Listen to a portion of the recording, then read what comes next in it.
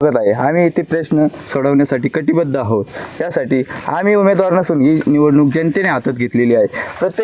प्रत्येक गावातील नागरिक हा स्वतःच्या पैशाने पेट्रोल टाकून गाडीत डिझेल टाकून फिरत आहे. प्रत्येक नागरिक घराघरातून लोक प्रत्येक सर्कलमधील गटामधील प्रत्येक नागरिक आणि या गाण्यामध्ये फिरत असताना मानाजी पाटील यांचं नाव, यांनी केलेली कामं हे अनेक लोक आम्हाला सांगत असतात आम्ही फिरताना. बरं, आता पहिल्यांदाच तुम्ही उभे राहिले आहेत, काय सध्या तुमचं म्हणजे प्रचार करताना काय काय अनुभव येत आहे? अनुभव म्हणजे रस्त्याची बिकट परिस्थिती, लोकांच्या विहिरीचे सत्र्यांचे कामाची, हे म्हणजे लोक म्हणतात पहिले जे होते त्यांनी पैसे वगैरे घेतले, हे असं म्हणजे मानाजी पाटील हे एकमेव असं नेतृत्व आहे की त्यांनी 1 रुपया बी कोणाकडून आजपर्यंत घेतलेला नाही.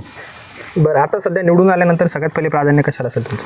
नाही, प्रत्येक रस्त्याचे समस्या, विहिरी, शेततळे, गोठे, जे जे पंचायत समितीचे काम आहे पूर्ण आणि जिल्हा परिषदचे, आता डॉक्टर कल्याणीताई हे आम्ही युवा नेतृत्व आहे दोन. लोकांची भावना अशी झालेली आहे की युवांना आता कौल देण्याचा विचार चालू आहे. निश्चितच. आणि मतदारांना तुम्ही आवाहन करण्यासाठी काय सांगाल? मतदारांना एकच आव्हान आहे की आम्हाला दोघांनाही युवा नेतृत्वांना एकदा संधी द्या, आम्ही विकास केल्याशिवाय राहणार. निश्चितच. आपल्यासोबत उमेदवार सुद्धा आहेत, काय सांगाल आता तुम्ही निवडणुकीच्या रिंगणात आहात? मी सगळ्यात पहिलं निवडणूक जे आहे मायबाप जनता, मी त्यांना विनंती करेल की मला एकदा संधी द्या. मी डॉक्टर आहे, अनेक प्रश्न, महिलांचे जे प्रश्न आहे मी ते सोडू शकते. महिला माझ्याकडे मोकळ्या मनाने येऊ शकता, बोलू शकता. माझ्या वृद्ध लोकांसोबत पण खूप चांगले संबंध आहेत, तेही मला बोलू शकतात. तरुण पिढीतले महिला असो पुरुष असो सगळे माझ्याकडे मोकळ्या मनाने बोलू शकता. मी त्यांचे प्रश्न सोडवतील. अनेक प्रश्न आहे, रस्त्याचा प्रश्न आहे, पाण्याचा आहे. जर चांगलं स्वच्छ पाणी जर नाही भेटलं तर खूप प्रॉब्लेम होऊ शकतात, जसे की मलेरिया होतो, डेंग्यू होतो, टायफॉइड होतो.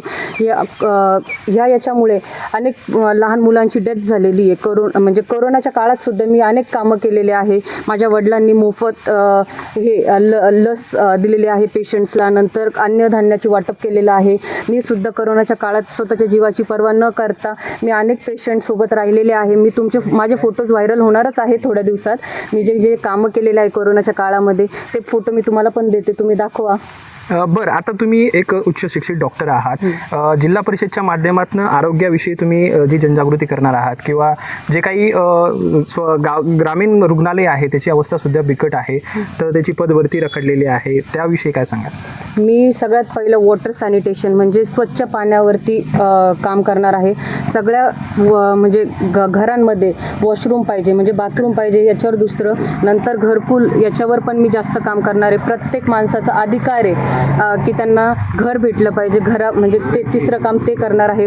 रस्त्यांवरती जास्त फोकस करणार आहे, कारण की जेव्हा पावसाळा येतो रस्त्याची परिस्थिती खूप बिकट झालेली असते आणि त्याच्यामुळे जर एखाद्याला अचानक जर अटॅक आला, काही पॅरालिसिस झाला, काही कार्डियक अरेस्ट आला तर पेशंटला दवाखान्यापर्यंत जावंच तरच त्याची डेथ होऊ शकते. इतकी बिकट परिस्थिती आहे सध्या रस्त्यांची. तर त्याच्यावर मी चौथं ते आहे की मी त्याच्यावर काम करणार आहे रस्त्यावरती वगैरे. आणि आता निवडून आल्यानंतर सगळ्यात पहिले प्राधान्यक्रम काय असेल तुमचा?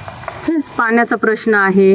नंतर हँडपंप देण्याचा प्रयत्न करेल. नंतर मग हे गाय गोठ्याचं हे करेल. नंतर आता सध्याचं नवीन टेक्नॉलॉजी आली solar power point. Solar power पॉईंटच्या अंतर्गत म्हणजे ज्या शेतामध्ये लाईटचा खूप मोठा प्रॉब्लेम आहे, लाईट बिल जास्त येतं, त्याच्यामुळे आपण सोलारवर जास्त फोकस करू. घरोघरी सोलार पोहोचले पाहिजे याचा प्रयत्न करू आपण.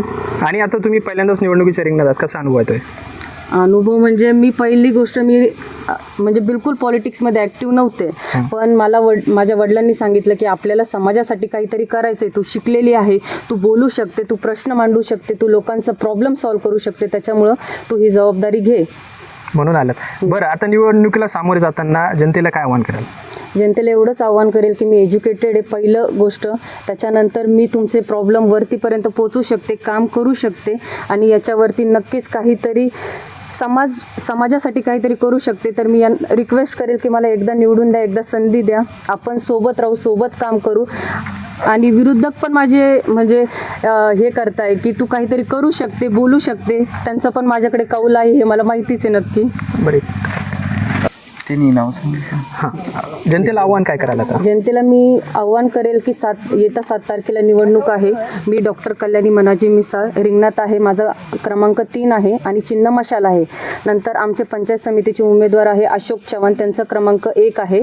नंतर अर्चना विठ्ठल डमाळे, त्यांचा क्रमांक 2 आहे. मशाल चिन्ह आहे तिघांचे पण. तर एकदा आम्हाला संधी द्या. आम्ही तिघंही युवक आहे, आम्ही नक्कीच जोराने काम करू. आम्ही जे आमचे अपोजिट उमेदवार आहे ते आमच्यापेक्षा वयाने मोठे आहे, ते आमच्यासाठी आदर्शच आहे ते, पण अनुभवासहित नवीन विचाराची आणि आता मागे पूर आला होता, पूर परिस्थितीमध्ये तुम्ही मदत केली होती का जनतेला? पूर परिस्थिती जेव्हा निर्माण झाली तेव्हाच आम्ही स्वतः विरोधी पक्षनेते अंबादासदादा दानवे असतील, मनाजी पाटील मिसाळ असतील, मी सर्व मंडळी पूरग्रस्त भागामध्ये मदत केली. इथल्या शेतकऱ्याला कसं न्याय मिळवून देता येईल किंवा त्यांना कसं सुखरूप बाहेर काढता येईल यासाठी सगळे प्रयत्न आम्ही आटोकाटपणे केले. कारण निवडणूक आली म्हणून आम्ही काही कामाला आलो किंवा निवडणूक आली म्हणून जनतेमध्ये फिरतोय असा अजिबात मुद्दा नाही. हे लासूर गावकर सगळ्या नागरिकांना माहिती आहे. विठ्ठल डामाळे इथे किती वेळ असतात आणि मनाजी पाटील किती वेळा असतात. कारण आमचा मतदारसंघ म्हणजे आमचं दैनंदिन काम मानतो आम्ही. जनतेची सेवा करणे, लोकांचे प्रश्न सोडवणं हे आम्ही आमचं काम मानतो आणि ते कर्तव्य मानतो.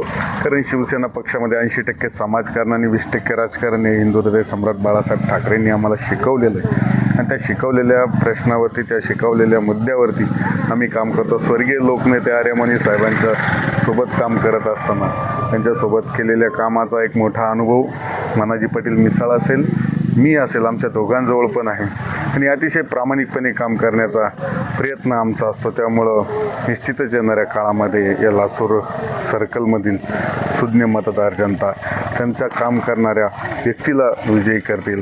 कारण आम्हाला सेवक व्हायचं आहे त्यांचं, आम्हाला जनतेचं किंवा मतदार राजाचं मालक व्हायचं नाही, आम्हाला सेवक व्हायचं आहे आणि त्यांच्या सेवेत आम्हाला कटिबद्ध पूर्णपणे उतरायचं आहे. म्हणून आम्ही सर्व मतदार राजाला मी विनम्रपणे आवाहन करतो की आपण येणाऱ्या 7 तारखेला मशाल या चिन्हावर समोरील बटन दाबून या सर्व 3 उमेदवारांना प्रचंड बहुमतानं विजयी करावं असं मी आवाहन करतो.